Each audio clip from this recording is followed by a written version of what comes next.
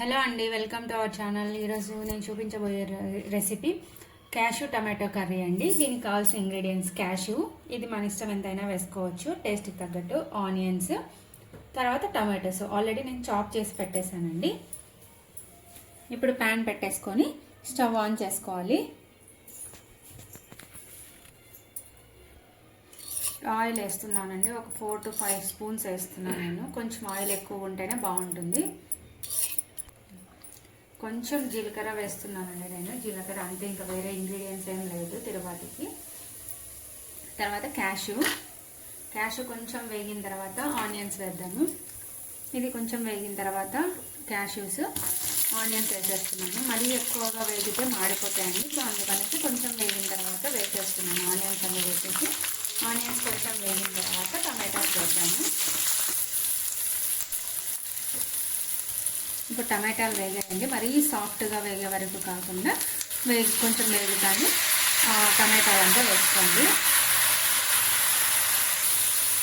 ఇప్పుడంతా ఒకసారి అలా అంతా మిక్స్ చేసేసుకొని మూత పెట్టేసుకొని మగ్గించుకుంటే సరిపోతుందండి. ఇలా అంతా మొత్తం మ్యాష్ అయిపోతుందండి టమాటో. ఈ స్టేజ్లో ఉన్నప్పుడు మనం ఉప్పు, కారం అన్నీ వేసుకోవాలి. కొంచెం ఒక 1/2 టేబుల్ స్పూన్ కంటే కొంచెం ఎక్కువ వేస్తున్నాను కారం, ఎందుకంటే మరీ కారం ఎక్కువ వేసుకుంటే కారం అవుతుంది. కొంచెం తక్కువ వేసుకోండి. సో అప్పుడు మనం కావాలంటే టేస్ట్ అడ్జస్ట్ చేసుకోవచ్చు. సాల్ట్ 1 టేబుల్ స్పూన్ వేస్తున్నాను. కొంచెం పసుపు,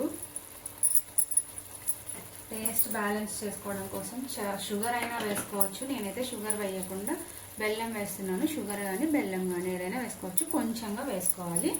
సో ఇదంతా ఒకసారి అంతా మిక్స్ చేసేసుకొని ఒక 2 minutes మూత పెట్టేసి మగ్గిన తర్వాత ఒకసారి టేస్ట్ చేసుకొని మీరు ఏదైనా తక్కువ ఉంటే వేసుకుంటే సరిపోతుంది. ఇప్పుడు మన కర్రీ రెడీ అయిపోయిందండి. అంతే, నాకైతే టేస్ట్ బ్యాలెన్స్ అయిపోయింది. సో ఇది ఒక 2 seconds ఉండేసి స్టవ్ ఆఫ్ చేసి వేడివేడిగా సర్వ్ చేసుకోవచ్చు.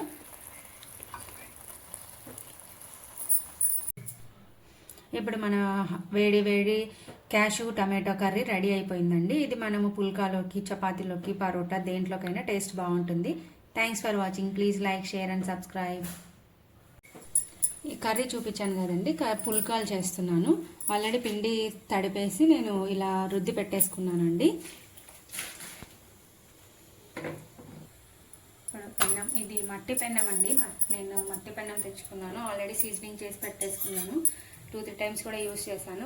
వాటి మీద పుల్కాలు, చపాతీలు అవన్నీ కాలుస్తానండి. ఇప్పుడు మనం పుల్కాలు కాల్చుకుందాము. ఒక సైడ్ కాలిన తర్వాత ఇంకో సైడ్ కాల్చుకోవాలి.